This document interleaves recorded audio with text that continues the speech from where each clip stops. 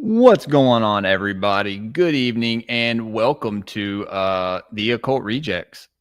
Yes. Feels With weird saying it Greypilled. without Nick here.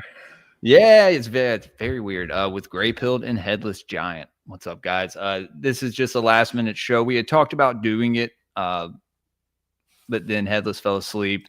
I had to go pick my son up from a football game. So we got in touch with each other and we were like, yeah, let's do it, man. It's Friday night. Why not? That's some cool stuff that we're going to talk about tonight, guys. Hopefully we get some people in here. I know there was no promotion for this show. So that being said, I am Jules from the Greypilled podcast.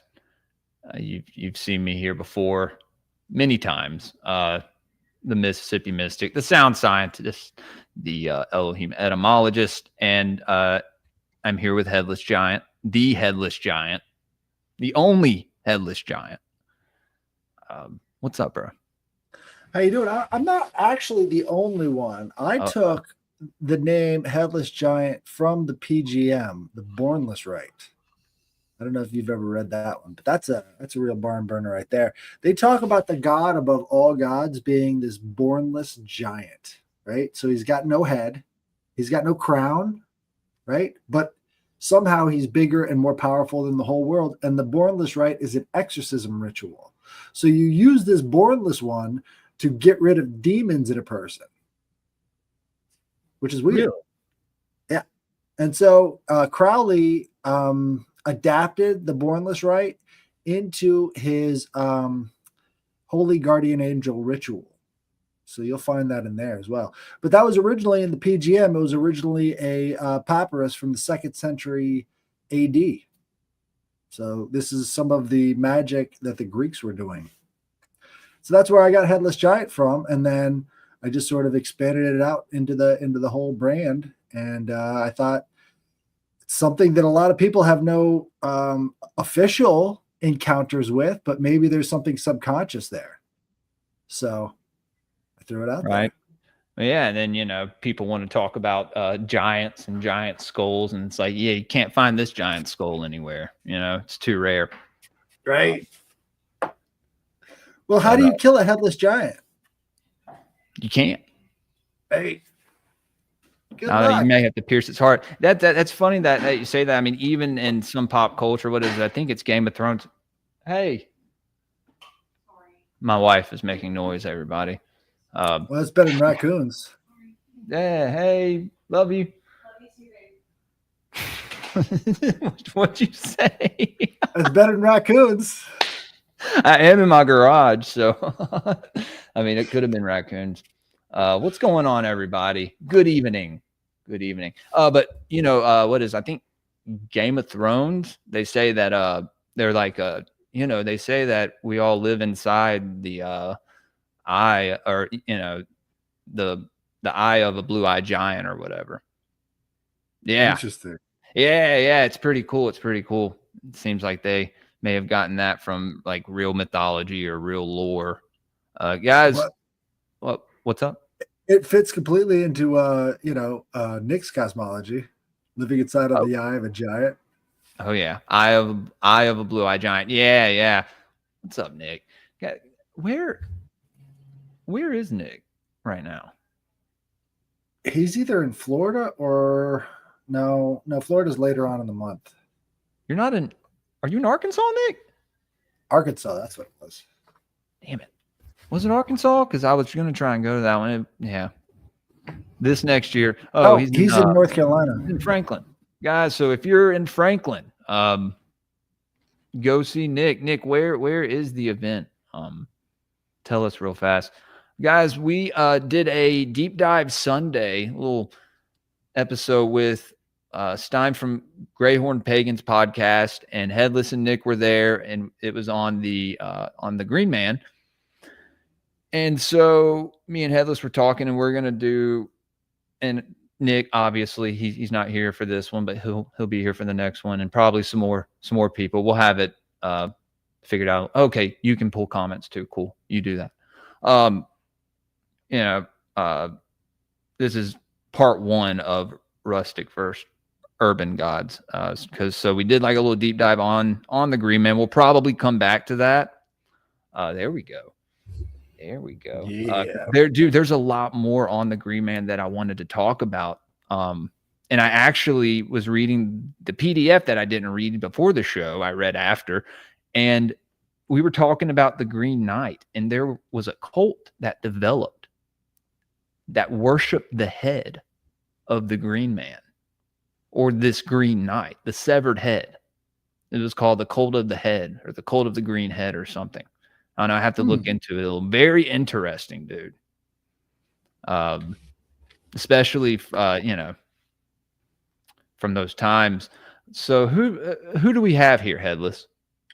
Well, the Theoi Nomoi is the gods of the countryside, the pastures and wild forests. They fell under the domain of three gods: Hermes, lord of the herds; Dionysos, god of wild vegetation; and Artemis, queen of the beasts. So you're starting to see the trend, right? So this is not the urbanites. These are the realms outside of the urban environment.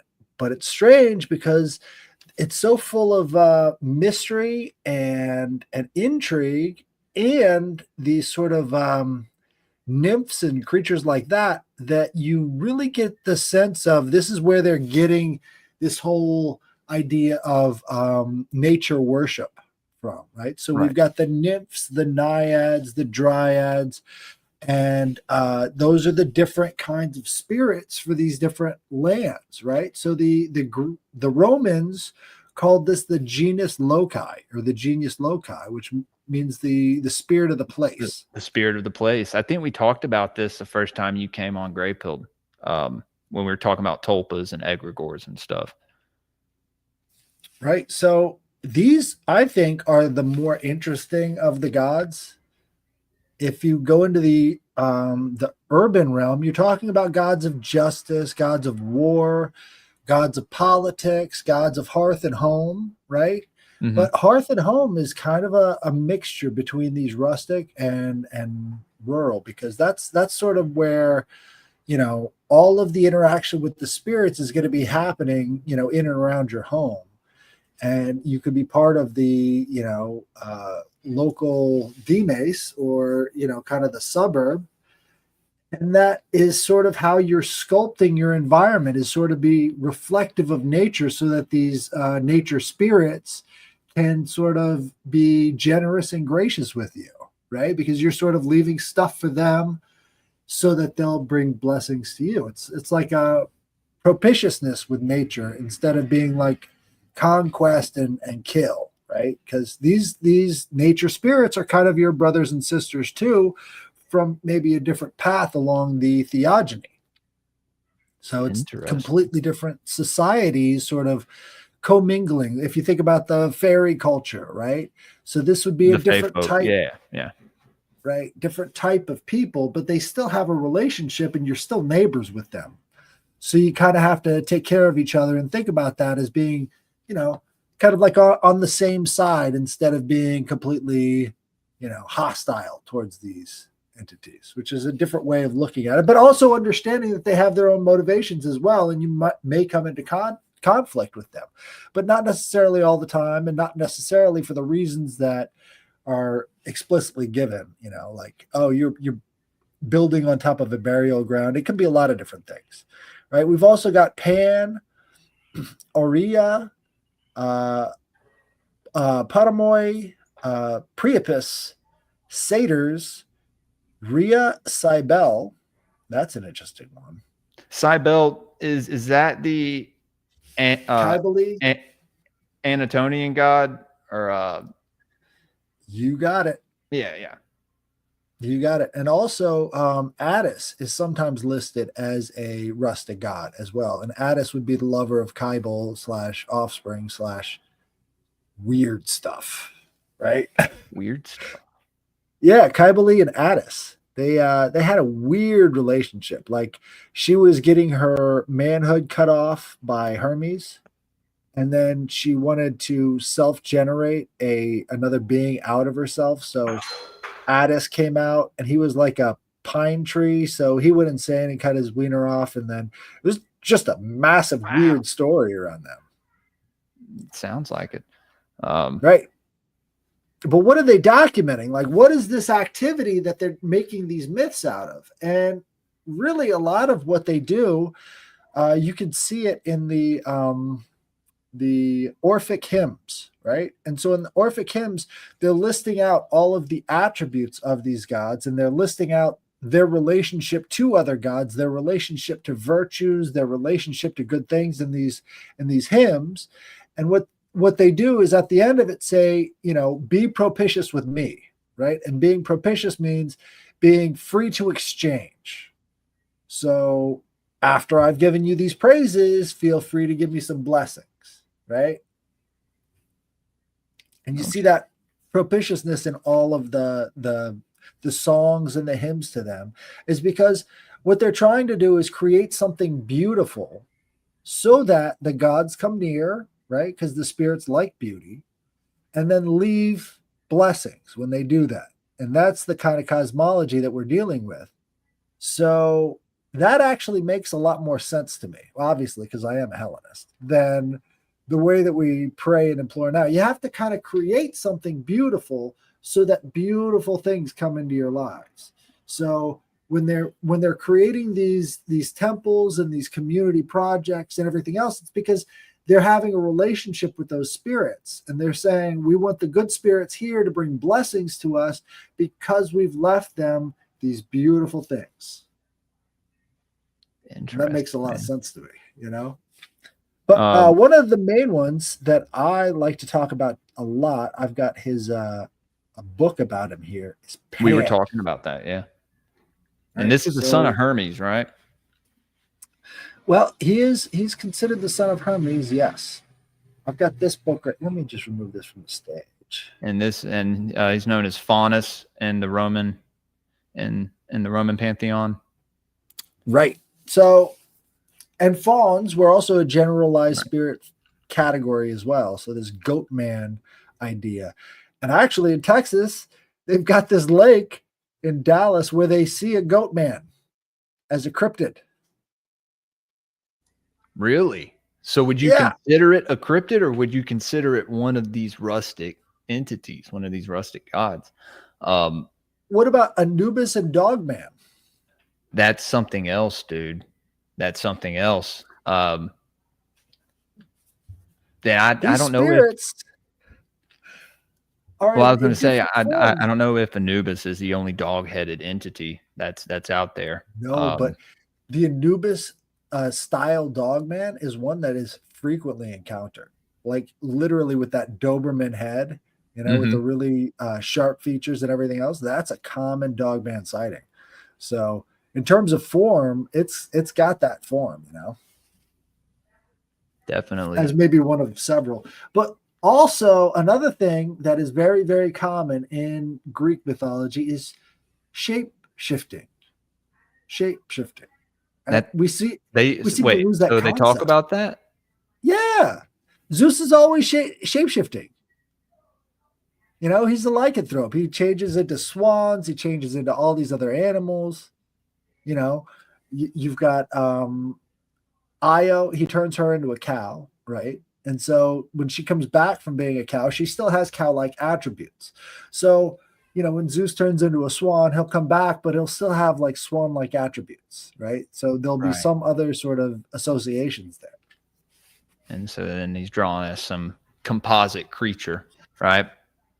In some ways, I think it was a lot more sophisticated than the composite creatures that come from Egyptian motif, where it's just expressly they've got the head of this animal, Right. But like you'll see other attributes. So, like in what was it called? The prosecution of Prometheus. What was we only have the second Promethean play. There were 3 Promethean plays.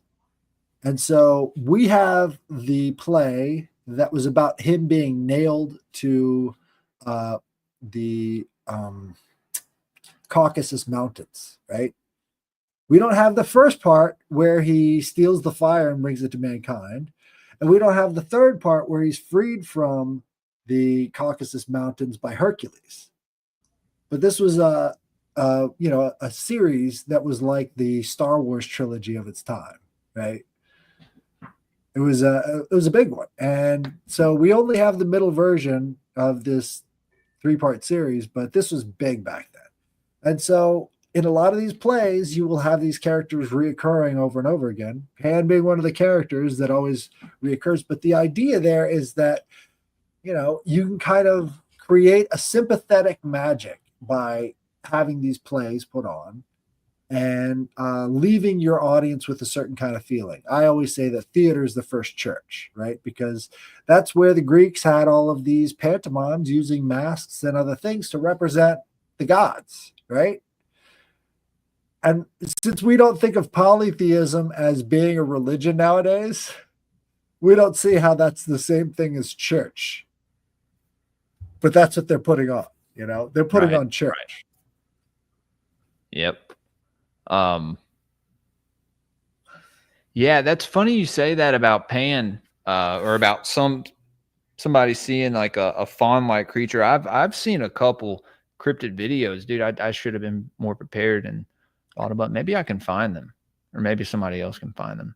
I don't know if people have gotten the goat men on video, but there are lots of different goat man sightings from around the country. Dallas is just one of them.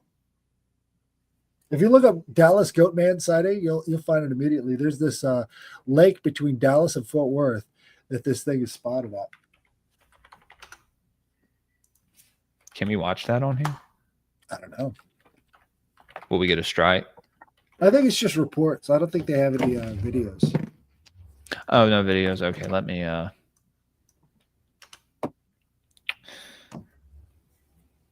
because I actually to now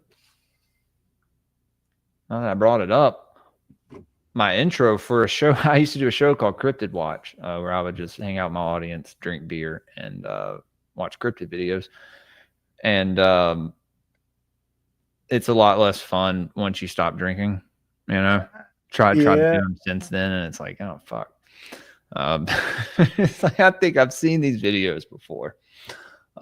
We also that was the thing as well. We ran out of cryptid videos to watch. But in the intro, now you got AI slop. You can just watch AI slop forever because it's infinite. Dude, yeah, my wife and mom have been sending me all these pictures of them with like Freddy Krueger behind them, and I'm just like, stop doing that. And that's creepy. I don't like it. I haven't, to be honest with you, man, I don't even use AI that much. I'm sure, I'm pretty sure it's used in my logo, but I used to use it a bunch when I first started the podcast, but I don't know, man. It's got kind of boring for me, I guess. I don't know. It's getting kind of weird. That too. You know about the uncanny valley? Yeah. We've reached the uncanny valley of AI. It's like, definitely, this is really here, and it's really fucking strange. Well, it's really hard to tell also, like, what is and isn't AI. That's what I mean. At first it was easy, but now I'm like, okay. Like they're bringing celebrities back from the dead on AI and stuff. I saw a video today of Michael Jackson with like Tupac and all these. I'm like, what the hell is going on, man? Looks so real. If there's money to be made at replicating these celebrities and making it as real as possible, we might be living in kind of like the Back to the Future Cafe 80s type reality, where everything is just sort of retro in different pockets around, because they could just bring it back, and anybody who has any sort of affinity for that stuff, you can go right in there and nostalgia out. Yeah, that'd be kind of cool. But then you'd have to probably, I don't know, there's going to be some people that are probably going to get the brain chip that takes you back to the 90s or something. Yep. You know what I mean? That 90s brain, they're going to be Matrix. Like, which one you want, the 70s, 80s, or 90s? Oh, I'm good, man. But will it be better than what we have currently? I don't think so. I think the more entertained we're being entertained to death right now. Oh, definitely. And I think that's just going to keep. I'm trying to zoom in. Do you know how to? If you take your fingers and you kind of like. I know. I'm trying. It's not. Like Oh, there we go. Now I just got to make it full screen again. This touchpad is awful. So to start with Pan, I think it's interesting to look at the Greek letters, right? So they had a different relationship to their letters than we do, and seeing those letters for what they are is very important to really get to know these gods. So Pan is like the beginning of the words that mean everything, right? So pantheist, everything is God, right? Pan global, you know what I mean? Everything is also the word for Pan, and they thought it was an interesting crossover because Pan himself doesn't seem to have these everything like qualities. Like he's a goat man. How does a goat man represent everything that exists? Yeah, right. He's a satyr. The satyr, Right. right? Yeah. Yep. And so how is this guy supposed to be all that is? Do you kind of see it yet? Because it No. takes a minute once you get into the idea of that he's part animal, part God, you can kind of see how he represents mankind. We're part animal, and yet we have this higher cognition, higher way of thinking, right? He's also the god of the seven tones coming from the pan pipe, right? The seven planetary energies is like all that there is, and he's got the pan pipe with the different planets, right?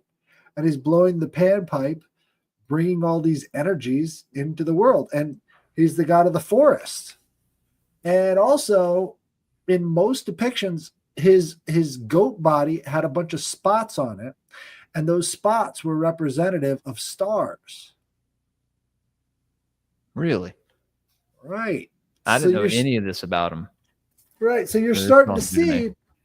Right. So when they've got Baphomet, right? Baphomet is a derived version of Pan. Obviously, And yeah. Pan was also given the Satan treatment, right? So, the horned god is the horny god is the bad guy. Right? That's Pan sort of. He's the perpetually horny, always trying to breed God. Right? How does that relate to us? Well, if you think about it, nature doesn't need any of our help to get it on. Like they are constantly breeding and making more of themselves.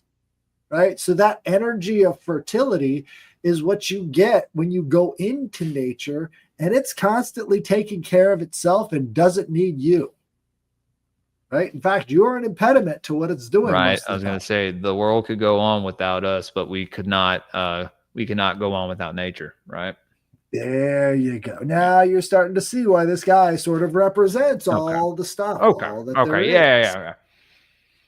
And it's a really potent symbol because it incorporates our more base desires, our more animal like qualities with our higher thinking desires and our higher thinking aspirations. And Right. in that contrast there, you've also got a lot of evil, right? Because these motivations can lead you to do some pretty horrible stuff. And they're not making any judgments on what is good or what is evil. They're just saying this is what is. Right. And then you got Baphomet, which is everybody just universally says that's evil. But what are they Right. really pointing at?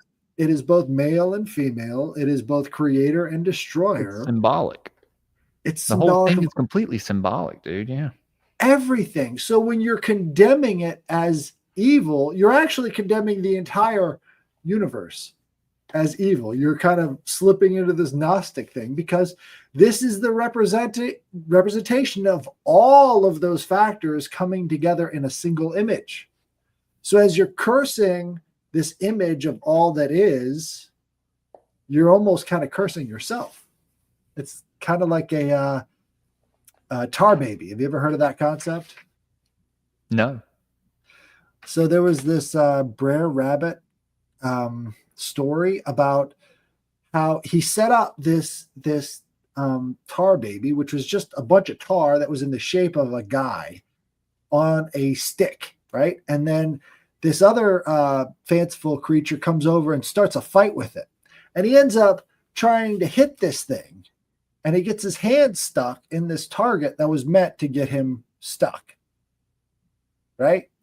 And in a lot of ways, I see that Baphomet image as being bafflement or stopping everything, right? Because you're cursing all that is by looking at this thing, and you're included in that. So you're almost cursing yourself, and it's Baphomet is bafflement. It stops everything. Yeah, well, the reason that I think it was drawn by Elvis Levy was to kind of like troll people, right?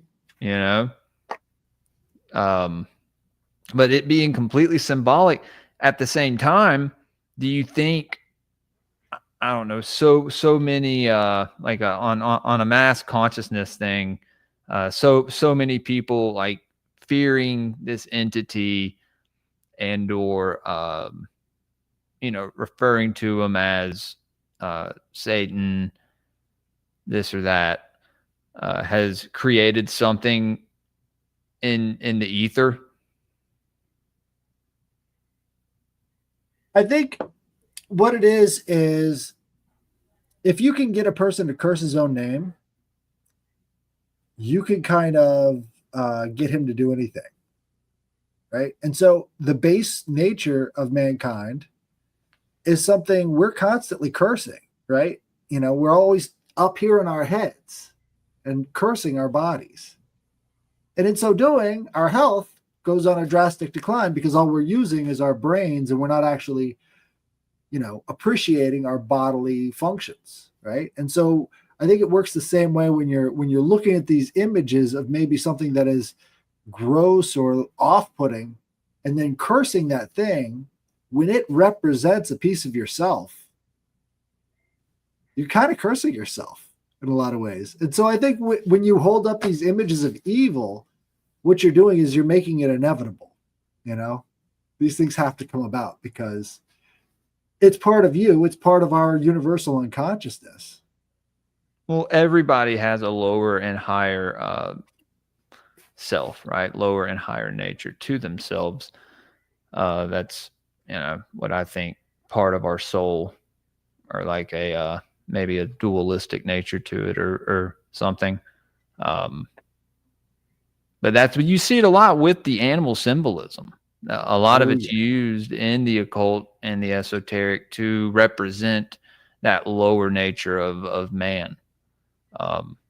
It's funny. I have animal heads tattooed all over my body, and it's like I didn't, before I even learned what that really meant. It kind of speaks for itself.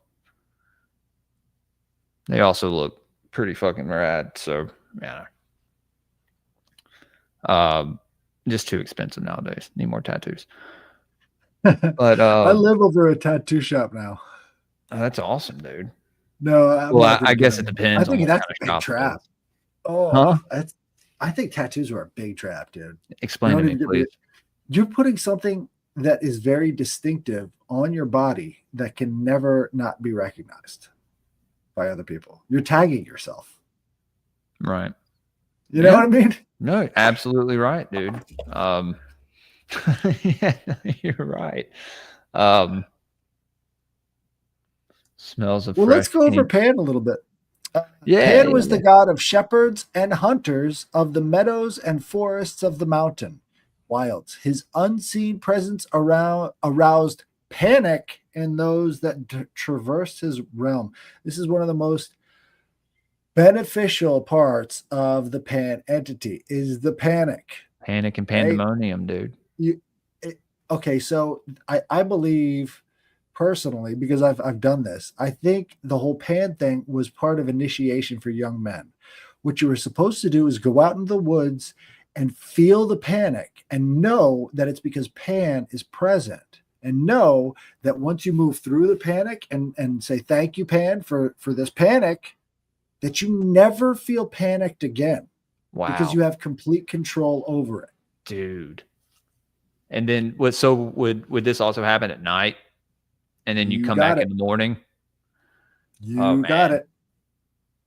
You see what I'm talking about now? Yeah, this is big. This is like a transformative event. And they were all engaged in the night sky. They were engaged in doing things at night. Even though there was no light around, they were constantly out and about at night doing stuff because there was some other spiritual quality to it that they were kind of trying to tap into. And we've completely lost that. We only worship at the day, you know? Pan idled in the rugged countryside of Arcadia. Now, this is really interesting to me because I live near Arcadia, Wisconsin, that has a factory there called Ashley Furniture. You've probably seen the trucks rolling up and down the road. Yes. And Ashley Furniture is in Arcadia, and they've got tons of Pan symbolism all over their furniture. It's amazing. Like they were in on it somehow. And so I went into the Ashley Furniture store there, and they've got this big fountain in the front area that's just got these big old Pan heads. And I'm like, holy shit. These guys are in on it. Yeah, they know. No, the people who are like the owners of Ashley Furniture probably definitely know. I mean, that's why, I mean, the next time we go and look for some cool garden stuff, I'm trying to find me a little green man face to put out there. Hell yeah. Hell yeah, man. Speaking of that green man, was Pan ever depicted as like a kind of a representation of the green man? Well, dude, his face is an art motif. Like, for instance, at the Ashley Furniture store with the big old fountain that's in the front area, it's his face repeated over and over again around the outside of this fountain. So wow. It's almost exactly like the Green Man in motif style. You know, they use his face as that motif on top of like a thing that represents natural beauty or whatever. He's sort of like that rustic element there of this god watching from the woods. Wow, man. And that makes so much sense with that when you brought up the ritual for young boys, because, you know, nighttime represents ignorance, right? And then in some of the esoteric traditions. And then the sun brings truth, right? This is how it was before fire. You know, people were scared to go out at night because there were scary things in the woods and in the mountains and in those hills, in them hills. You know, what was I going to ask you though? Oh yeah. So is there a reason that Peter Pan is wearing a green outfit and has a green fairy? Mm-hmm. Yeah, you're starting to see it. So, and also he leads children away. The Pied Piper, right? That's what I was saying because of the, you know.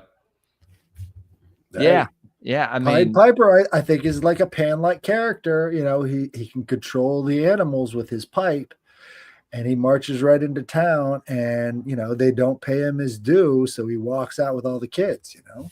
I was going to say, and all the boys, all the little lost boys are dressed in animal skins, too. Wow, right. Man. Was Captain Hook like the good guy in that? Is he trying to free the boys? I think there's a real problem with a lot of the literature from that time period. I think they were using this stuff as programming material. I really do. I think Peter Pan is what we know about Disney now, dude. Absolutely. Right. Yeah. Right. Such as that one. It's Alice in Wonderland. You know, it's Pinocchio, a lot of these. Yeah. Right. Yeah, man. Yeah. And then you got the animal symbolism in that with the donkey, dude. Do we even need to go there? Right. I still need to get it, Headless. Still need to get the book. Which one? What is it? The golden donkey? Oh, yeah, the golden ass. I got that right. The golden ass. Yes. Need to get it. Man.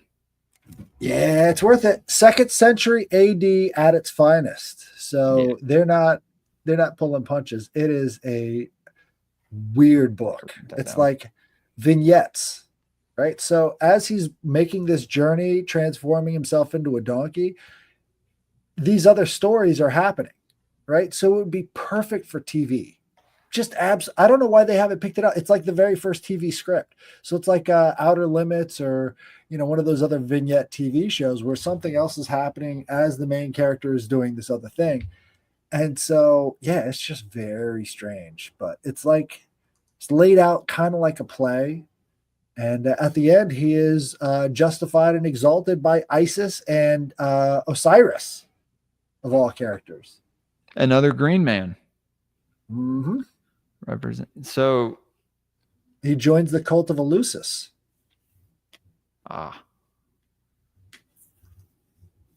Yeah, that's something. Once I read that, me and you're gonna have to sit down and talk about it. Sure. You're gonna want to go chapter by chapter because it is chock full of just strange, interesting references. Well, I'll get it here in the next week, and when I tell you I'll do something, damn it, I'll do it. Most people, when I was telling people for about 6 to 7 months, hey, we're gonna do Twin Peaks watch parties on Patreon. Guess what? We started doing them, and then more than that. So yeah. And guys, hey, sorry about I had like 2 shows. I had 2 people cancel on me this week. And so sorry about all that this week. I know there's supposed to be a couple pretty good shows that we had lined up, but anyway, sorry to take away. No, it's fine.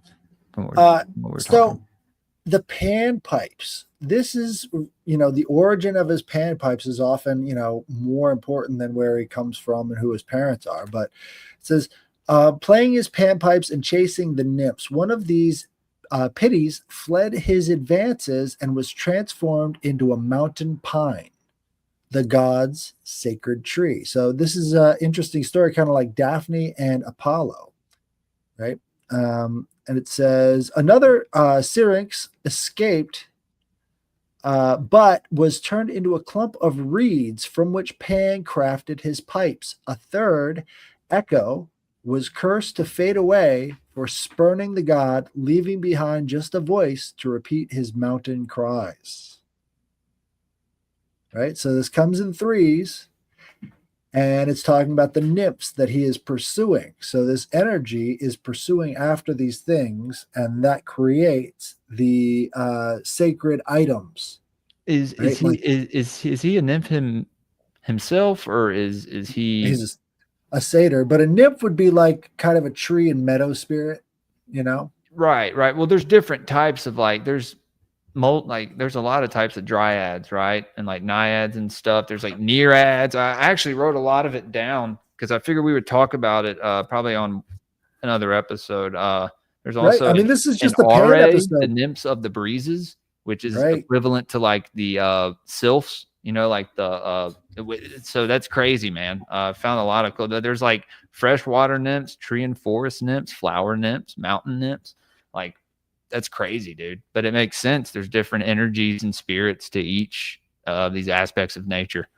Absolutely. And I think it's one of the reasons why the rustic gods are so important, because if you could think of these energies having a continuation or continuity all the way up to today, and think about maybe these fairies and UFO connection, they were kind of in on that back then. And they understood that these things were, shape changers, right? They were all shape changers. And so now we're starting to get the hint that something else is going on here with this sort of rustic god realm, right? Something else is happening here that they were identifying back then, that now we're just starting to get into and understanding that there's this other place, other dimensional quality to this stuff that they were interacting with. And we kind of lost it, and we vilified it and demonized it. And now we're here with these alien abductions. Headless. I mean, you don't believe in the cattle mutilations, bro? Well, let's say the cattle mutilations are real, and it's the result of being bad neighbors to these guys for 2,000 years. I mean, I think it's all just rituals. I think the elite maybe it could be both. I think they may be mutilating these cattle and using maybe both their blood and their organs for stuff. And then you got the, what are they called? Crop circles, right? Which are just sigils. You know? Well, once we get into Aristeus, we'll cover all that stuff because Aristeus is like the god who did the first Begonia ritual, which was central to the worship, especially at the Toribolium in Rome, right? So the Toribolium was a type of Begonia ritual that was started with this rustic Apollo character. But we'll get into that. I think that's going to be an interesting episode. So, again, you've got Echo, you've got Syrinx, and Pities, right? So that's sort of the triad where he gets his panpipes from, which creates this echo, right? And so he's very heavily associated with frequency. And again, also goes into why he would be the god of everything, since frequency is part of his traits. Pan was depicted as a man with the horns, legs, and tail of a goat, thick beard, snub nose, pointed ears. He can often appear in scenes in the company of Dionysus. Very good friends with his buddy Dionysus. He's the entertainment. Dionysus brings the wine. It's a good time. Also, I don't know if they had the depiction of Pan at the Olympics when they were trying to do this gay Dionysus ritual. That was so gay. I was like, man, y'all are really like, dude, that disturbed me. Seeing that guy's balls that close to that child. I was like, dude. Were you listening to Kansas, or what's her name? Candace. Yeah, Candace has some inside info on that ritual. So that was actually requested by Bridget Macron. She wanted that artist because he was that gay to do that ritual, the Dionysus homosexuality ritual that they put on the Olympics. So that came from Emmanuel Macron's wife or father or whatever. I was about to say best friend's father. Yeah. Right. Yeah. Bizarre. Thank you guys for coming out. Yeah, this was the last minute show, Jester. We were going to do it earlier, but I had to go pick my son up, and Headless had to take a sleep off the work. I had a work hangover. Yeah. Something like that. So in the classical age, the Greeks associated his name with the word Pan with all. However, its true origin lay in the old Akkadian word for rustic. But why wouldn't rustic also mean all, right? It's all rustic at that time, right? Right. Pan was closely identified with several other rustic deities, including Aristeus, shepherd god of northern Greece, who shared the god's titles of Agrius, hunter, and Nomois, shepherd. The pipe-playing Phrygian satyr Marsyas, who challenged Apollyon to a musical contest, and Ajapan, the goatfish god of the constellation Capricorn. Sometimes Pan was multiplied into a host of Panis, or a triad of gods named Agrius, Nomois, and Phorbas. Wait, are you talking about a Phrygian singer? Well, this is again back to the Phrygian thing. This is also where you get Freya, or no, Phrygia is in northern Anatolia, well, central Anatolia. So it's like right in the middle. Okay. I thought that's Frisians. Never mind. Yeah, Phrygia and Friesland. Yeah. Okay. Phrygia and Phrygia. Okay. Yeah. There is a crossover because they were Germanic there. That's the origin of the city. Okay. Oh, I'm glad I said something. Yeah, no. And when they had their big Viking era in Phrygia, they were wearing the Phrygian cap. But no, Phrygia and Phrygia have nothing to do with each other. Yeah, I downloaded the Orlinda, and fascinating stuff, dude. I'm just like this deep in there, and it's already, I'm just like, wow. So yeah, dude, you're gonna have to hop on a bunch of these episodes with me. This is my first time really diving into like the Greek pantheon, the Roman pantheon. Like, my first year of Greypilled was focused mostly on the Sumerian pantheon, Mm-hmm. So I've actually learned quite a lot from you, dude. Well, I want to get the influences lined up, because we think that everything going on in the, Fertile Crescent and over in the Levant and all the rest of that stuff is our history. But is it? Is it? So, like, yeah, they've got the origin of the first written language in Sumer, but how much of an influence was that until the Canaanite Phoenician time, which is thousands of years later? Right. So let's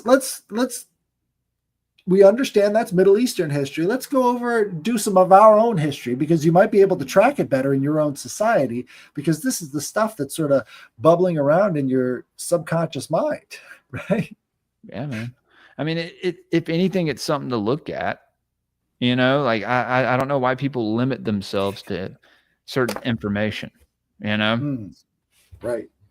Even if this could change my view on something. It's like, if don't get me wrong, that, I like the Sumerian stuff. I get into that as well. I'm just dude, the contrast in the Sumerian and some of the Greek stuff is like, some of these Greek deities, I don't know, man, maybe a lot older than we know. Like when you get into the weird incarnate, I mean, other than Thrace and the Addis Kybele worship that goes back 20, 30,000 years, it's old as fuck. Older than fuck. I mean, Kybele and Addis worship goes way fucking back there. And people hardly even realize that. It's like, actually, that whole castration cult thing, that was one of the oldest in the world. So what the hell was going on with humanity back then? I don't think a lot of people are onto that question yet, but there's something strange happening with our origin story that is not pretty. It's really dark. Yeah, man. I think people are finding out more and more, just not many people talking about this stuff. No, I think Robbie Marks is a really good source on that, because he gets deep into that Kybele and Addis worship and how it matrixes into all these stories in the Bible and all these different influences. It's like, this was deep in that subconscious mind of man, and it stuck, and there was something going on back then. So yeah, Kybele, Kybele's similar to Artemis, right? In some ways, yeah. There's the crossover between the Artemis covered in all of those weird bull testicles that's supposed to be sort of like the Artemis Kybele. Okay. Have you ever seen that? Let me look that up. I read about it. That's why I had put that down. Let's see. I'm sorry, guys. They turned this road out here into a freaking motorcycle rally every time I figured that's what it was, man. I was like, I'm hearing motorcycles.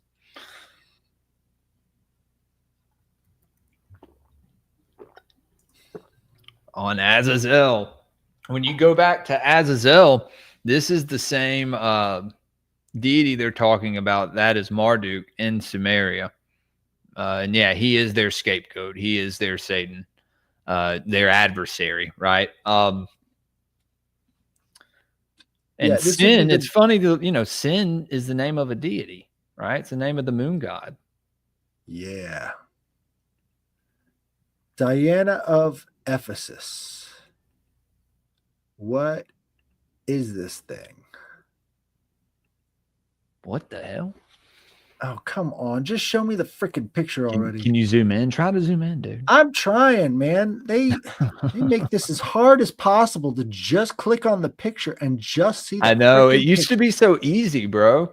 They make things worse. They are making new things technology worse is right dog now. Shit. I miss my fucking like flip phones and like, dude, I mean, I say that now, right? Until I need to use an app, my Regions app or whatever. Somebody, hold on. Who was it? Subliminal said, I thought those were boobs. They are. Whoa. Because I know, like, you know, in some Hindu depictions of some like certain deities, you got three Oh, boobs, yeah. right? Again, we're going. Okay, so Thrace or northern What Anatolia is is Thrace, dude? Because I've been okay. reading, we've been reading one, and this is a book I think you'd love to come on, The Adepts in the Western Esoteric Tradition. The next section we're reading on is about Merlin. And so I really want you to come on. It's every Saturday morning. And Nick is usually there with us. So the next time we do this book, I'd love to have you there. You got it. So this is Diana of Ephesus, and Diana is a syncretism of Artemis, and this is in Ephesus, which is in Anatolia as well. And this is a later production, but it's supposed to represent a lot of the kind of Kybali worship that was happening way, way back in the distant past. And Anatolia Thrace is like okay. Do you know where the Bosphorus River is? It's the separation line between East and West, right? So on the right side, you've got Turkey, which is Asia Minor, right? And on the left side of the Bosphorus, you've got Europe. So this is, whenever people talk about East versus West, they're talking about the Bosphorus, right? I see it. Okay. I see what you're talking about. Thracia, Yeah. next to Constantinople. Yeah. Okay. Why did they start Constantinople? Right. Right. So, anyways, Thrace was associated with Phrygia as well. The Phrygians fought they weren't the Persians at the time. I think it was the Neo-Assyrian Empire. I could be wrong on that. But the Phrygians were always seen as being valiant in battle, and that cap representing freedom, because they were able to hold off this force of invaders that were trying to take their homeland. Right. And so these Phrygians, soon after being, integrated into the rest of that society, kind of were the go-betweens for the what are they called? Scythians and the Greeks. So the Scythians were these tribesmen up in the northern parts of, the Grecian plains or whatever, and these tribal groups acted as the goldsmiths of the Greeks and the police force. So they were also the inspiration for all of Greek philosophy. Interesting. And the Scythians, they are, basically nomadic. And how does this nomadic group come to be such central pillars in Greek society? Well, the Scythians as a group were more Proto-Germanic or Proto-Indo-European than the Greeks, who kind of settled and adopted some of the ways of their neighbors. Right? So the original Proto-Indo-European lifestyle was one of being a nomadic herdsman. And those were the seed cultures for things like Rome, things like Greece, things like all of that stuff came from this group of religious nomads that worship this Deus Pater character, God the Father.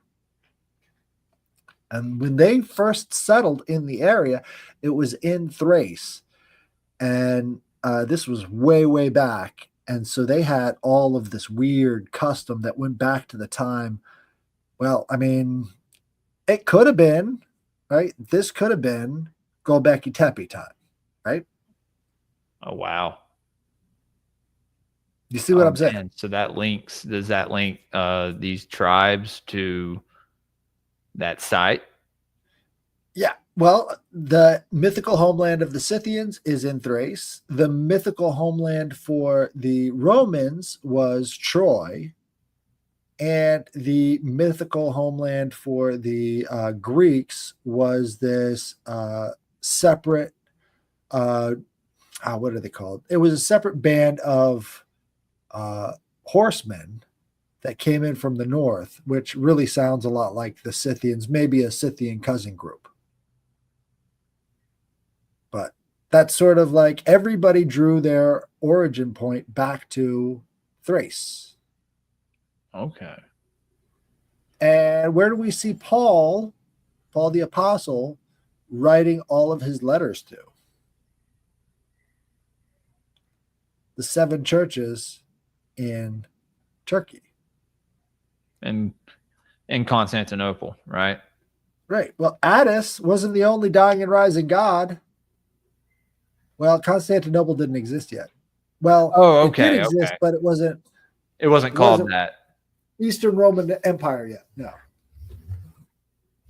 That came later. But it came for the very same reason that Christianity was so important to the region, is because the Eastern Roman Empire was keeping out the Persians.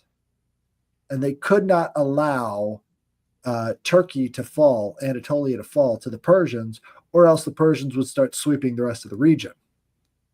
And is this the story of Sparta and all that, or is this later on? Much later. So the Persians were on like a war path for forever. It's always been east versus west. It's sweeping always been further west. Yeah, I was gonna say. So it took them that long to. Damn, dude. So back then there was just always a war going on somewhere between east and west. Wow. Persia tried to invade Greece. This is where you get 300 from. Right? Okay. Right. Okay. Yeah. Always a conflict. So before that, Troy was on Anatolia or Asia, right? And Greece invaded Troy. And then all the survivors from Troy sailed around and started Rome. Okay. Yeah, Greece invaded Troy because of one Helen. Dude. Yeah, because of Helen. Right. Do you think there's any symbolism to that story? Oh yeah, big time. Yeah. Big time. Yeah, I don't know if I have the context for it, but yeah, it seems right. I was gonna say, yeah, that's just a off question. So yeah, I love that movie Troy. It's a great movie. Sorry, keep interrupting you. Well, the weird little spot in Turkey that was so important, right? As Rome is being invaded by Hannibal, right? They're instructed by their holy books, the Sibylline prophecy or the Sibylline oracles, to go to Turkey and retrieve this stone of Cybele and bring it to Rome, bringing the old goddess back to her people in Rome. And that's what would allow them to defeat Hannibal. And so they went and they took back Cybele worship into Rome. They took back their egregore, dude. Yes. Yeah. And it granted them a victory? Granted them the victory. Eventually, they had to invade Spain to get it done. But yeah, they won. And then they wiped out, all of Carthage, close to 150 years. Well, maybe more like 75 years later. So that was a big blow. That was a big defeat for Canaanite Phoenicians. Big time.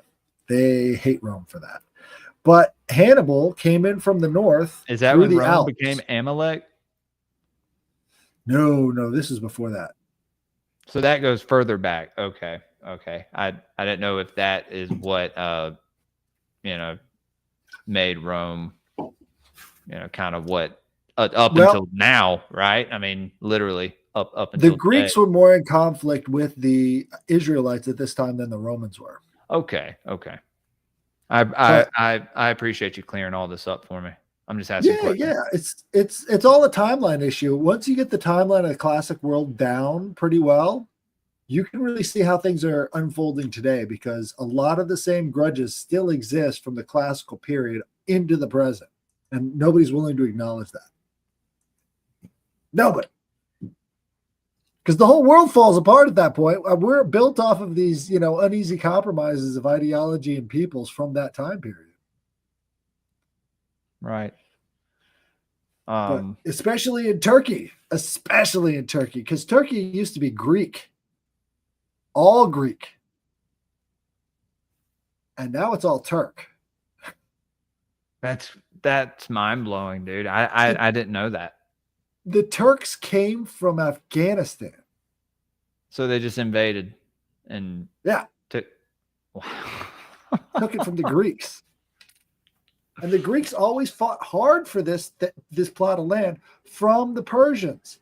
And the Persians took the Turks and basically allowed them to completely occupy and take over that place because, when they were fighting the Ottomans, right? The Ottomans weren't Turkish yet, Well, they kind of were, but again, it was that Turkic sort of influx.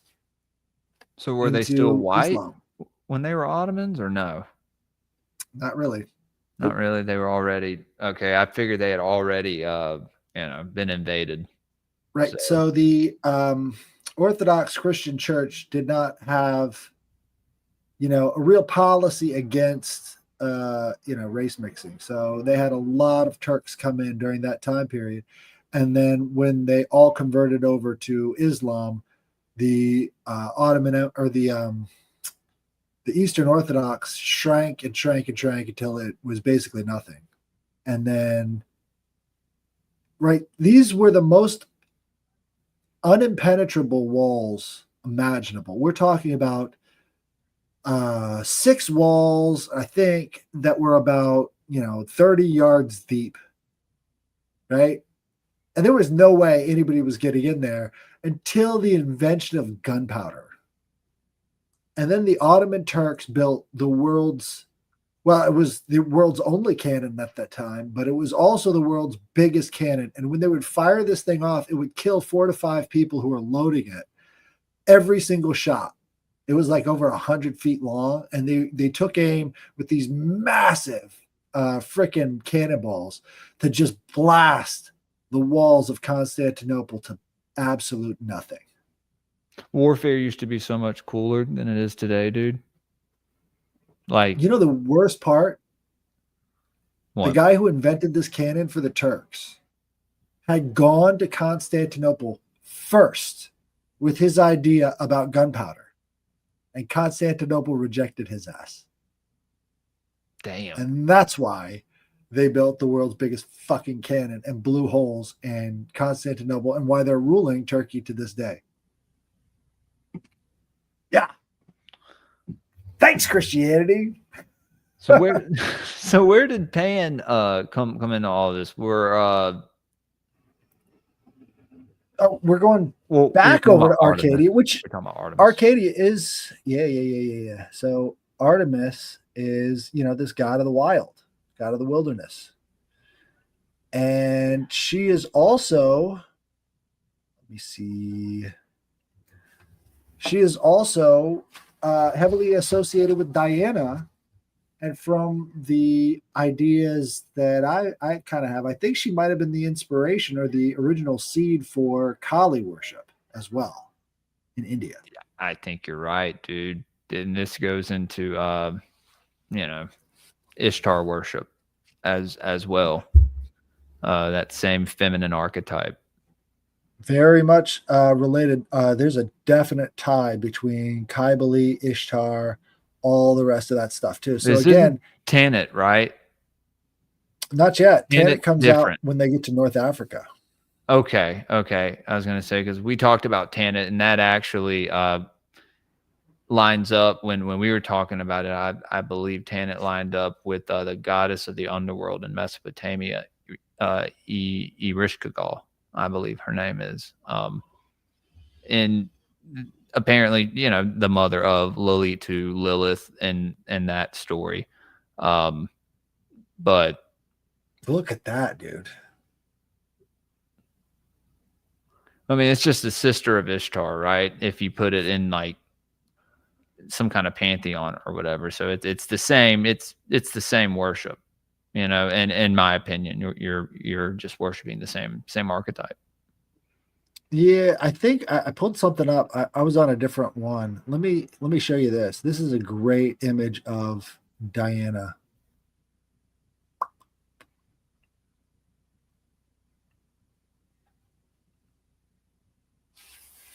Diana, you never hear that name anymore, man.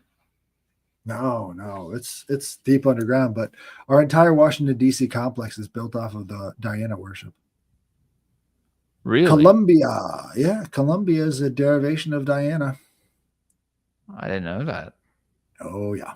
Wow. What do you think of that thing? So Artemis lives, and people who don't know about the goddess, they're again, no offense, but there's a reason why they cut you off from this kind of knowledge. Right. Yeah, man. We talk about it all the time, dude. They don't want us knowing this stuff. right? Yeah, that's why they they destroy everything. They destroy everything. Oh God, is that milk? That's Water? a fountain. Oh, it's water. I don't know why I asked if that was milk. Sorry. That's fucking powerful. I mean, look at that. That's a what pretty does cool that say fountain. to you? Right. This is like What's that ancient on her body shoulder, horror. dude? Is that like a little homunculus? Yeah, she's got these two weird little homunculus, and then she's got the apples all in this wreath around her neck. Yo, I do see that. Yeah. And then she's Those got apples, I kind of thought they were pine cones for a second, but aura around her head. Oh yeah, is that her halo? Mm-hmm.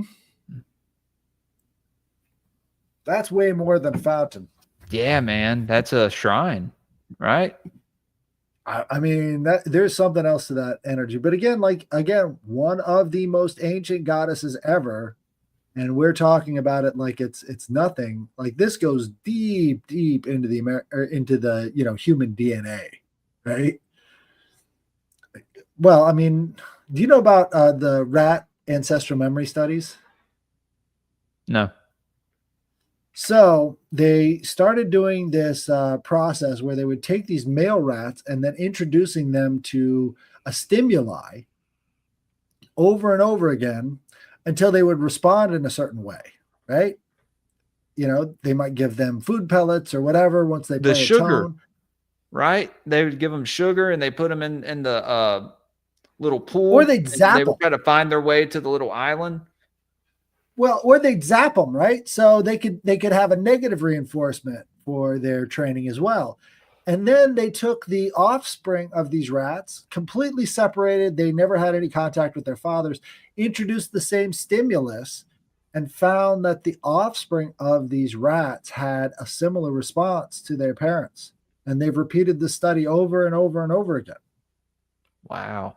What I'm thinking about is they fed the rats. Like they just fed the rat. They fed one rat, very healthy. And they would put them in this, like, I guess it was milk, maybe. It was just like water. I don't know. And it would swim, and there's this little island in the middle, and it would find its way. They would feed the other rat, like, just, a lot of processed, like, sugars and just a bunch of shit that's found in, like, stuff we eat, right? Goy slop. Right, as some call it. And this rat could not find its way to the island, dude. Like, it kept swimming around, just like running out of breath, like all fucking, just, I was like, dude, just seeing that from that point of view of being like, that's us, or that's what they want us to be. I mean, that's what a lot of us have become. Let's not lie to ourselves. Not us, obviously, guys. We're chosen, okay? But so Faunus. Yes, sir. Was there anything different with Faunus? Well, you're getting into this. Sorry. I just wanted to ask you if there was any different. I don't think so. I think the Arcadian cult's pretty well defined what Pan was when it spread all over the place. Faunus was pretty similar to Pan because it was that well defined and that recognizable that people really did have a kind of a common thing about that. Did the word faun exist already, or is that where the word faun came from? Well, again, in Greek it's satyr, but faun I think is Latin for the same thing. Okay. I have to ask.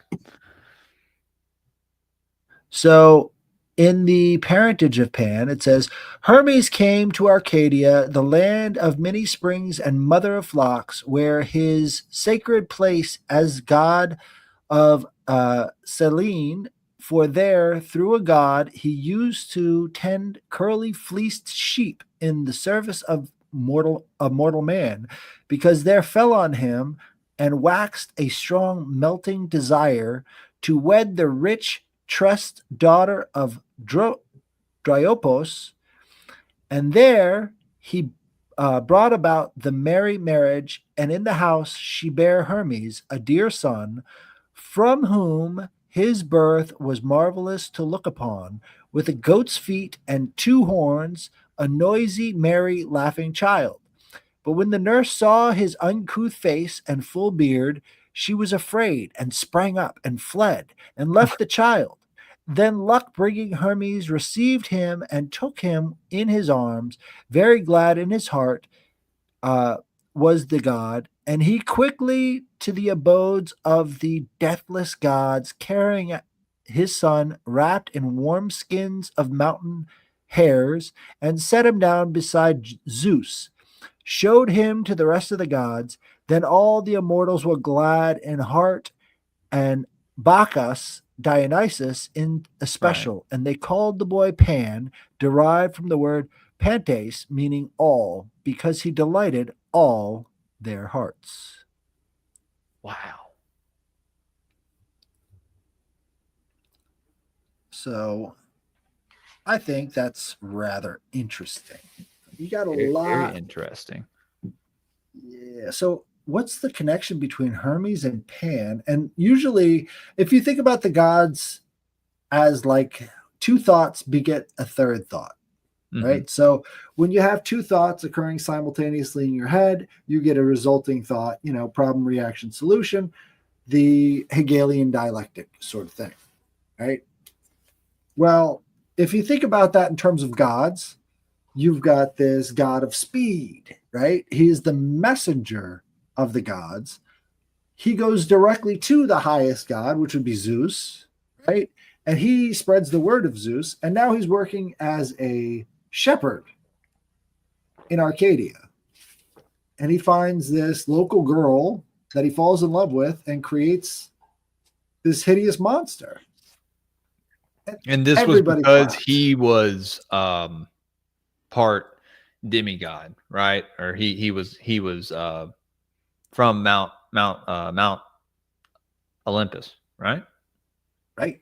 But Hermes was also part mortal as well, so he was a demigod as well. Really He came through a mortal woman. Yes, he was one of Zeus's philanderings. All the best gods come from his philanderings. interesting. It's like his bastards, His right? bastards have all the power. Dude, that's crazy. So that it's like they have this aspect of the gods and this aspect of the humans, like of the mortals. And it's more powerful than that of the gods because of what the humans Hera, have in them. That divine spark, right? Hera's children are boring as hell. Dude. Hera, that's something else, dude. That sister wife. And it's funny, you were talking about earlier, one goddess that manifested as a cow or whatever. You said that he turned her into a cow. Io is the syncretism for the Egyptian. Um, can't believe I'm blanking on her name. Hathor. Okay, dude, this goes all right. And I'm not, and maybe the gods of Mesopotamia and the Babylonian gods, all that, the Canaanite, they aren't the same as these other gods, or maybe there is some similarity, Dude. but Okay, hold on. dude, The Typhon Saga. well, yeah, If you that haven't, the sorry, Typhon Saga, all the I'm getting gods excited. escape to Egypt, and then they transform into these animals as a disguise. And it's all the animals sacred to the Egyptian gods. Yeah, dude, yeah. And Typhon was so low to the ground as a crocodile, right? Well, Um, in Greek, he was a mini tentacled beast god with massive limbs, and he was giant. He was one of these giant monster. I guess you could call him like a what do they call kaiju? He was kind of like a monster kaiju thing. yeah. Well, you had that famous depiction of Hermes or Thoth stepping on him, right? Um, which is like very symbolic, stepping on the serpent or what have Well, you. Typhon in Greek was a little bit different, but yeah, the typhonic alligator. I don't know if that was called Typhon or not, but that was the one that would eat your heart if it was too heavy, right? I got to get better on Yeah, the Egyptian maybe. pantheon. Yeah, I'm pretty sure in Egypt it was a crocodile, maybe. I'll check. But if you go to like if you type in Typhon here, we can find a picture of him. But Ninhursag, also Ninmah, who is Enlil and Enki's sister wife, which you see with Zeus and Hera, right? And you see and other, I'm pretty sure, and other pantheons. I don't know. I'd have to look. But she was known as Ninmah, and then later, because when they were on Earth, they started to age. Right. This is the story, and she became known as the Lady of the Mountain, but she was made fun of because she had and this was drawn up in some carvings, like she would have like the face of a cow. Like she was like this woman, but like had a cowish face. And so like people would make fun of the Lady of the Mountain or whatever. So As this she is became the the crone or whatever, transformed, because she was obviously like this maiden goddess for so long, and was, probably looked at as beautiful, and then became this woman of the mountain because she from what the story or the mythology says, she hated seeing her family destroy each other, right? In which they did. But I just thought that very interesting. And then you brought up Hathor as well. And in my research, that deity ties directly into Hathor.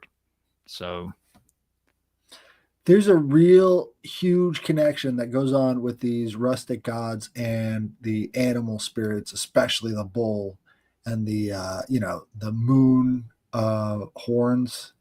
That's a big rustic factor as well. So there's a lot of that stuff is the in there. horns represent lunar. Sometimes, yes, Okay. and oftentimes it's associated with royalty or the highest tribal leader, right? So the people who wear the horns are the highest. Moses is depicted with horns in some pictures, dude. Horns, right?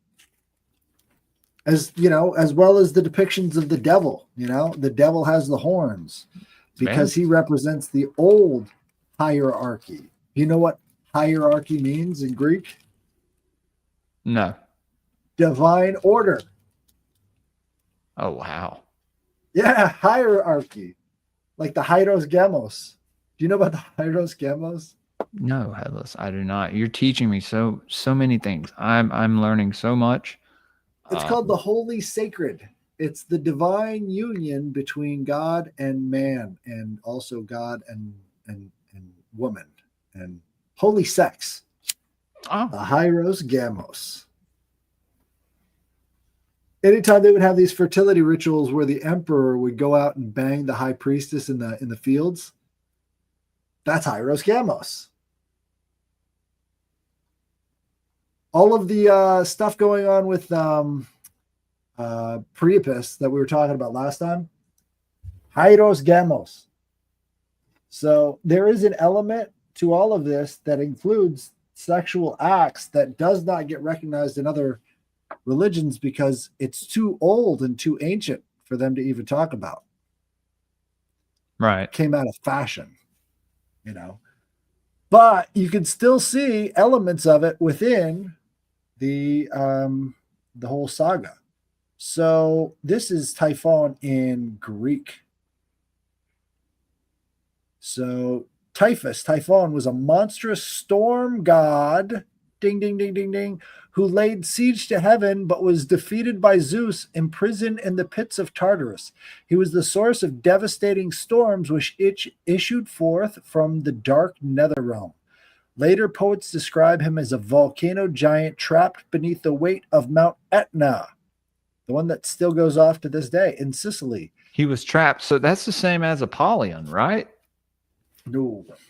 Apollyon is well, if you go into Revelations, the they talk about right? being in the pit, right? It's close, right? But if you look into the origin myth of Patmos, I can look that up in a minute, but it has to do with Apollo going down a well. And so what you see in Revelations is that Apollo is in the pit. So he could be doing a diatribe on the origin story of the island that he was on, because he hated all the other gods. He was very Jewish. So cried out as he struck him. Right. They like to do that. Imprisoned in the pit of Tartarus, right? So that's a common theme as well. And because the Titans were also imprisoned in the pit of Tartarus. Was Tartarus a physical place? Yeah, Tartarus is the underworld. You've got the Elysian Fields, which are in Tartarus. That's sort of like the general what's it called? The valleys of Gehenna, right? Well, that's in the Bible. Well, yeah, you know what I mean. Like the Sheol, or there's a lot of names for it. Right. And there's even a fiery part of Tartarus too. So it's the Elysian Fields is just a neighborhood. Well, people say hell is fiery, but when you look into what hell really is, it's ice cold, right? Well, according to what's his name? HEL. Well, right. But also in the writings of, who's that guy? The one who went to the underworld with Virgil. Fuck. What's his name? I don't know. Shit, what was that? Anyways. Yeah, it was a cold place. There were like 7 layers of hell, and they talk about all of this vision from this Christian guy who went to hell with Virgil, and then at the bottom layer of hell is Aeneas. Satan. No, this is much later. I don't know. This is during the Christian period. It was this guy who had a vision of hell, and he wrote it down, and it became sort of like Catholic canon about how they see hell. Jeez, what was it called? I don't know. I'm trying to find it. If you look up Virgil tour guide through hell,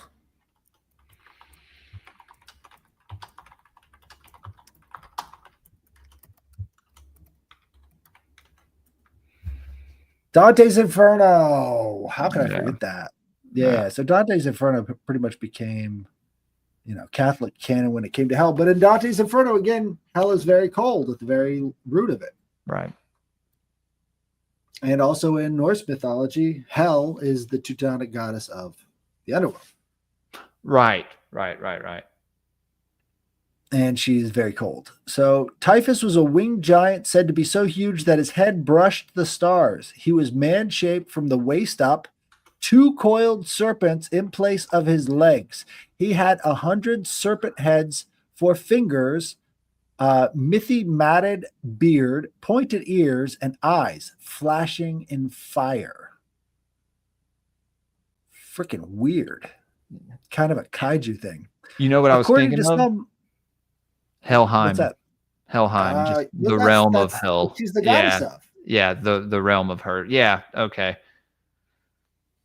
Right. So, according to some, he had 200 hands consisting of 50 serpent-headed fingers on each.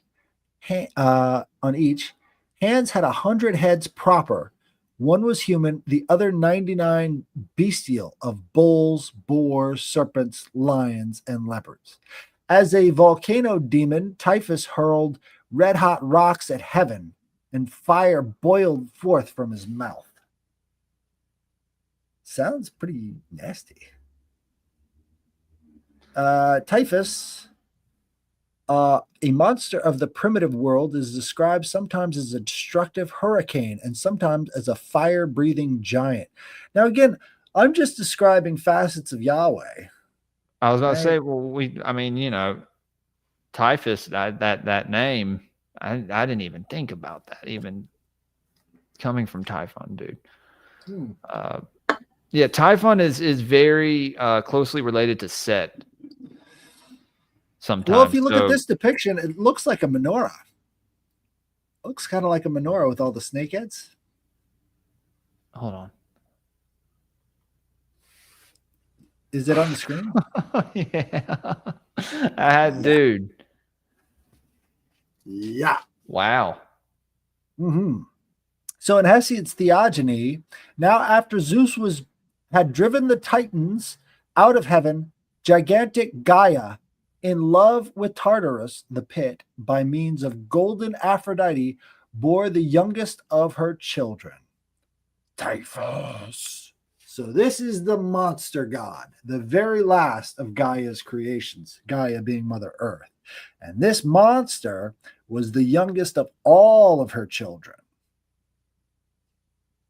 So she Ichnida, the Dracaena, she-dragon of Delphoi, was at once received from gold-throned Hera and brought up, fell cruel Typhon to be a plague to men. Once on a time, Hera bore him because she was angry with her father Zeus, when Cronades bare all glorious Athene in his head. Thereupon, queenly Hera was angry and spoke among the assembled gods.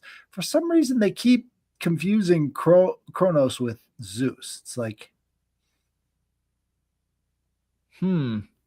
weird, because it's like it says because she was angry with Father Zeus when Kronos bare all glorious Athena in his head. It was Zeus that bore Athena in his head, and her father was Kronos. So, anyways, thereupon queenly Hera was angry and spoke among the assembled gods. Yes, now I will continue that a son be born to me to be foremost among the undying gods, that without casting shame on the holy bond of wedlock between you and me, and I will not come to your bed, but I will consort with the blessed gods far off from you. When she had so spoken, she went apart from the gods, being very angry. The straightway large-eyed queenly Hera prayed, striking on the ground flatwise with her hand, and thus speaking this: Hear now, I pray, Gaia, and wide Ouranos sky above you, Titans, gods who dwell beneath the earth, about great Tartarus, and from whom are sprung both gods and men. Hearken you now to me, one and all, and grant that I may bear a child apart from Zeus. No wilt lesser than him in strength, nay, let him be much stronger than Zeus, as all seeing Zeus than Kronos. Thus she cried and lashed the earth with her strong hand. Then life-giving Hera was moved. And when Hera saw that, she was glad in her heart, for she thought in prayer would be fulfilled.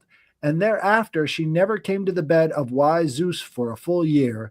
But when the months and days were fulfilled, the seasons duly came on as the earth moved round. She bare one neither like the gods nor mortal men, fell cruel Typhon to be a plague to men. Straightway large-eyed queenly Hera took him and bringing one evil thing to another, gave him to the Dracaena, and she received him. And thus Typhon used to work great mischief among the famous tribes of men. Pindar, Pythian Ode. So that's his take, that Hera created this thing because she's a bitch. That's very similar to Sophia and Yalda Boa. Yeah. No, dude. I mean, I'm sorry, I'm still tripping out about the typhus typhon thing. It's like that's like his manifestation as a disease almost, you know? Right. And so Echnida is the queen of the monsters. And you really see a lot of kaiju kind of crossover there, right? So this is like the start of kaiju culture. And then you've got all of the monsters like the Lemurian Hydra, right? The one that Hercules fought. That's the product of Echnida and Typhon. You've got the what's it called? Chimera that other guy fought. Product of Echnida and Typhon. Like these are all the children of this two You pairing talking about the monsters. three-headed dog, Well, it's got that Cerebus or Cerebus, Cerebus? I think, is also a product of Echnida and Typhon. Like all of the weird monstery creatures come through Echnida and Typhon. That's their brood in ancient Greek. Very interesting. Which is fun because it creates this sort of contrast. Man is always sort of dealing with these monsters that have been produced from these wars between the gods and these things. And it's almost like that's your opportunity to become like the gods, is by slaying these monsters. What's up, not nice guy? Thanks for raiding the stream, bud.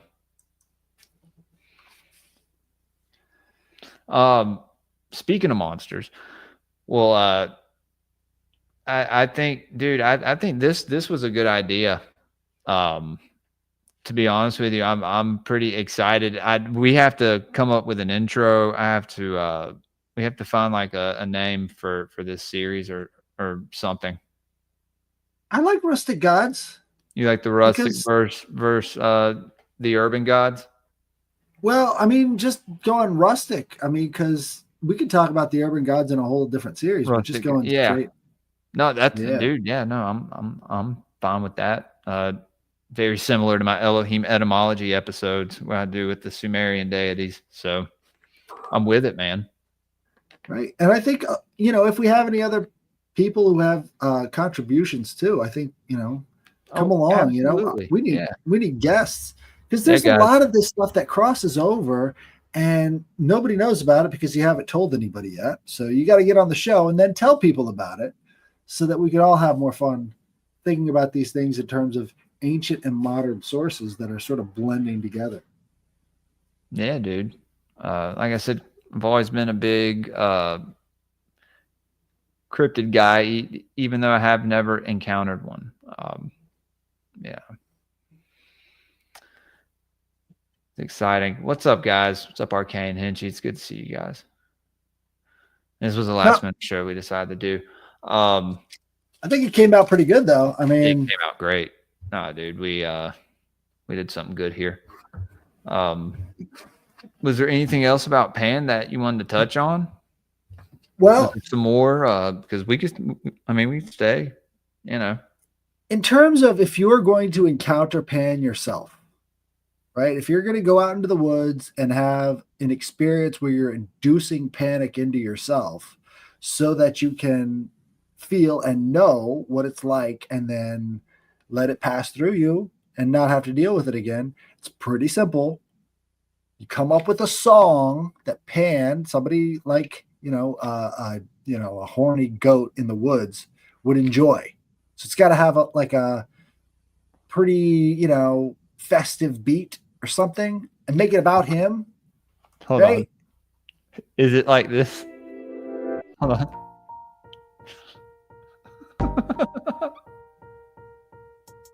I think a little spicy.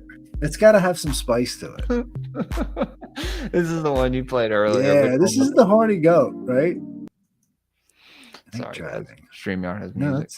No, we won't get a copyright for that. So. No, not at all. That's the 666 sample. He's got a 666 drop. Did you know that? Let me turn it up. 666. Its number is 666. Would have that, dude. Nice. We got to put some more Hey, sound. it is October. It's spooky season. Let him who hath understanding reckon the number of the monsters. beast, for it is a human number. Its number is 666. What did Nick used to play that at the beginning of every episode? No, when somebody drops the 666, he has to do his 666 drops. Did he do it when the Temple of Set guys came on? Yeah, dude.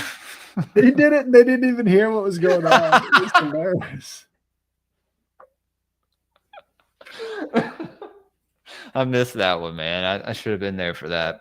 That would have He's been hit it very a couple of interesting. times. He's hit it a couple of times because people get so superstitious about that number. It's just like, come on, you got to at least make fun of it a little bit. Well, I mean, dude, it's all about the intention of things, and that's pushed on us so much. Me and my buddy John Lee Chowbeck actually talked about that. When you get into the number 33 and other numbers, you find them a lot more sinister or used in rituals that are a lot Human darker. sacrifice rituals, right? Yeah. Some along the lines of that, but the 666 only 33 hours. there. Only 33 hours after the death of Charlie Kirk did they find him. He does this all the time. He's like, stretch me out, so I got to pick him up and shake him around. Dude, cats really love that. Cats like to be stretched. Like, apparently, it's healthy for them. Right. And plus, if you're doing it, they're not clawing up the furniture because they're trying to stretch while they're doing it. There was a little mouse out in the garage last week. I was just like, fuck, I got to get a cat. We live in the country, dude. I have to. We have a Maltipoo. He's not going to do much. He barks a lot from behind a glass door, but actually he's got some balls, dude. And well, considering his are gone, he no, we're fucking with the soundboard, Q. Calm down, Q. Connie is a cryptid. And Headless, we got to get you on for a cryptid watch, dude. Come hang out and we can just watch cryptid videos and fuck around, man. I can invite Nick. We need to go on a goat man hunt. We got to catch this dude and we got to feed him a lot of beer. I think that's the key. We got to go find one of these dudes. Find the goat man. Man. We can trap him somehow. A 36-pack of Busch Light and just watch what happens. Dude, I guarantee you if we encountered something like that, there would be men in black there in 2 seconds. Some weird shape shifting ass dude in a trench coat. This is why you got to bring the beer, because if you bring the beer and the feds don't have any beer, who do you think the cryptid's going to go with? Who do you think the horny goat man's going to hang out with? Yeah, dude. That's all I'm saying. Shout out all the cryptids out there. Yeah, no. Stretch the cats out. Yeah, meat cavern. Not the way you're thinking about it. That's why I didn't say it like that. About to say, my audience has taken over the chat. It's about that time. Why aren't you guys sharing the stream? Come on, share the stream. Yeah, guys, be sure to like the stream and share it. This was fun, dude. This was real fun. Like I said, I'm stoked to talk about the dryads and the naiads because we've been getting in on the esoteric book reviews. We've been talking about the elementals and stuff, so it ties right into all of that. And how people. We also talked about in this one book how people can manipulate the elementals. Who folks using high magic or something, dark magic could manipulate these forces of nature. Right. I don't think we have a very good relationship with these things. No. Especially what we've done to the earth by just fucking littering, dude. Like whenever I see a plastic bottle on the ground, I always pick it up. Like I try to, I don't know. I just, it's something that hits me that just feels wrong. Like, God created this earth for us to live on and we're just going to, shit on it, fucking destroy it. What are we doing? And it's not that hard. It's really not. Like, what are we doing? As a society, we've lost our damn minds. And I think that's what this this whole transitional phase we're going through right now kind of represents This panic that we're going through. Panic. The panic. I'm telling you, the next big thing is going to be a satanic panic. And dude, it's like already happening. Negative. They're going to start.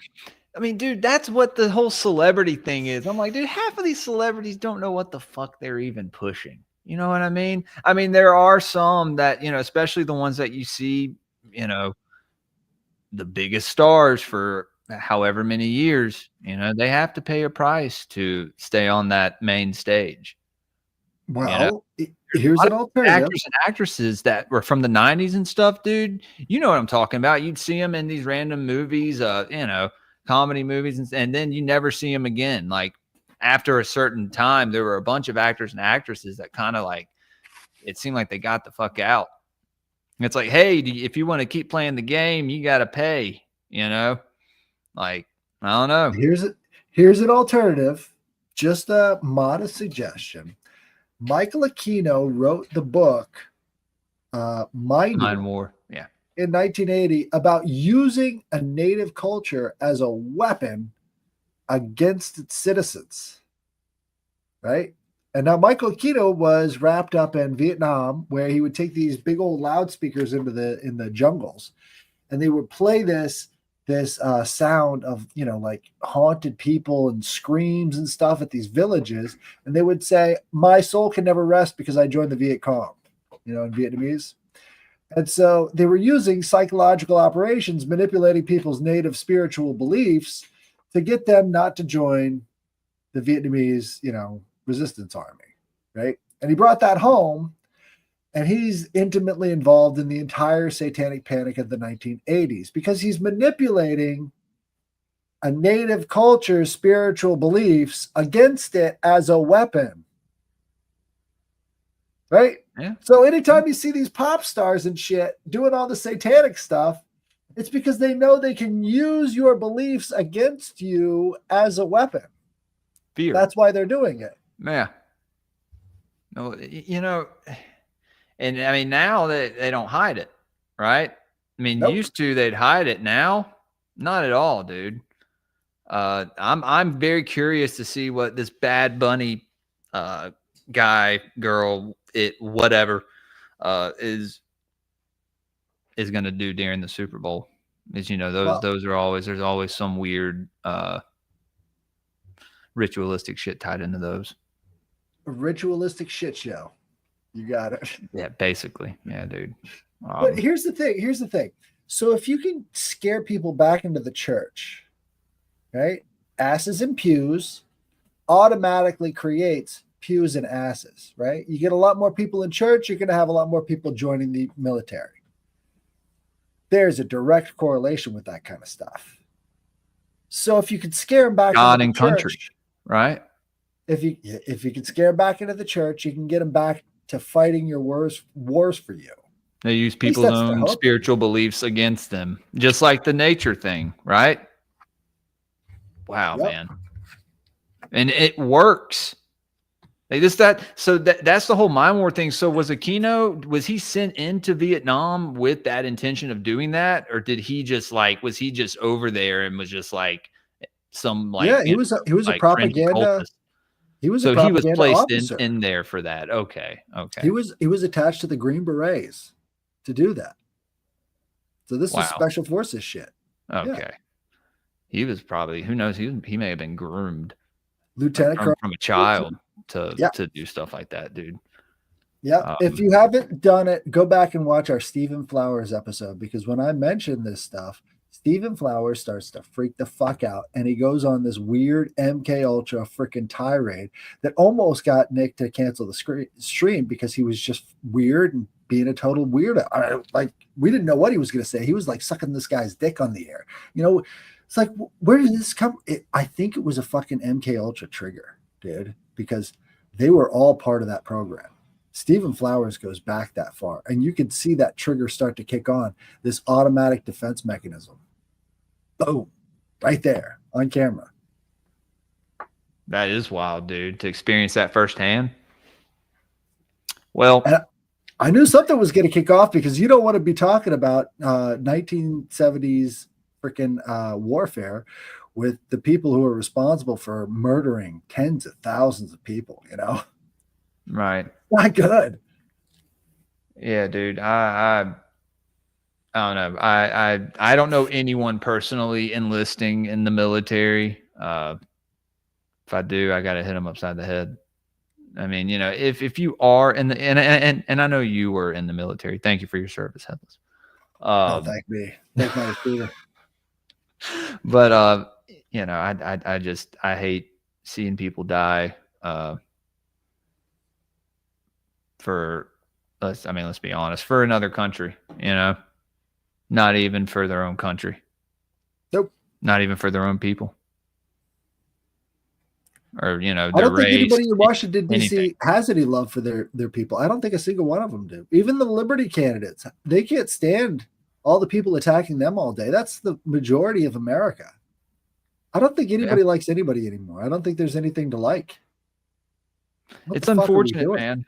It's unfortunate, you know, that my kids have to grow up in a time like this. Like that's so just foreign from what I grew up to or what I grew up around, you know. Right.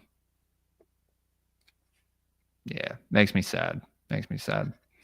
You guys stay Greypilled, guys. Stay Greypilled. Anyway, Headless, did you want to get out of here? Or? Yeah, this is a great episode. This was awesome. I had a lot of fun with you, dude. I'm stoked for the future and what's to come.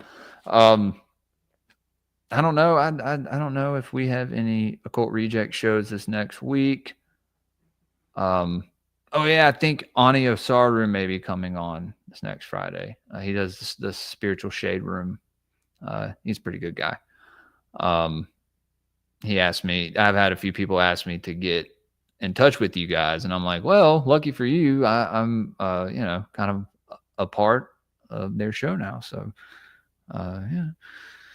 So maybe be getting some guests on there. I know tomorrow morning, Esoteric Book Review, everybody. If you're a patron, I may just stream it publicly, and then we'll make it private afterwards. We talked about doing that for a few weeks. And then Sound Science tomorrow at 5:00 Central. Y'all tune in for that. And then Sunday, I'm having Brian from Demon Erasers on. Stoked to talk to him about cryptids. We're gonna be talking about cryptids too. And yeah, been trying to get him on for a minute. Got those shows rescheduled, hopefully for the next couple weeks. I'll keep you guys updated. But besides that, oh yeah, Twin Peaks. Maybe this weekend. I don't know. We may wait till next week since we're towards the last few episodes or the last several episodes. But yeah, guys, follow me on X at Greypilled Pod, Rumble, YouTube, Spotify, Apple Podcasts, Patreon. Go over there, support the show if you want to. It's basically a whole different catalog of content, and so, exclusive Patreon shows. We do watch parties over there. About to have some guest episodes. So yeah, and that's it. That's it. Headless. You can find me at Twitter and on YouTube at the Headless Giant Podcast. And if you have any weird emails about paranormal experiences or esoteric experiences or a cryptid experience, or if you can tell me where to find the Goat Man, you can email me at headlessgiantpodcast@gmail.com, and we will read those emails on Thursdays at around 6:30, 7 p.m. Central. So check that out. And also, I've got the trilogues coming up this Sunday, and I've got an interview with Universe Unveiled, that crew over there, coming up, I think, Saturday. So shouts out it's going to be interesting. Oh, Trilogue. also, what's that? Trilogues is me, Ethan, and Ricardo, and we sit down on Sunday mornings to drink coffee and just go through a bunch of current events, ancient stuff. We bring something to talk about, and then we just go back and forth about it. So it's pretty cool. Hell yeah, man! I've heard you mention that before, but I don't think I've checked it out. I got to check it out sometime. All right, Wes. Thanks for tuning in, guys. Thank y'all for tuning in tonight. Yeah, it's getting late here. It's almost midnight. Go and crash You out. got it. Cue All outro right. music.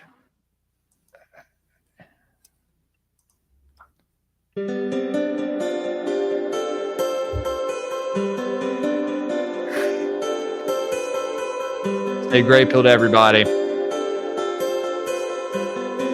Have a good night.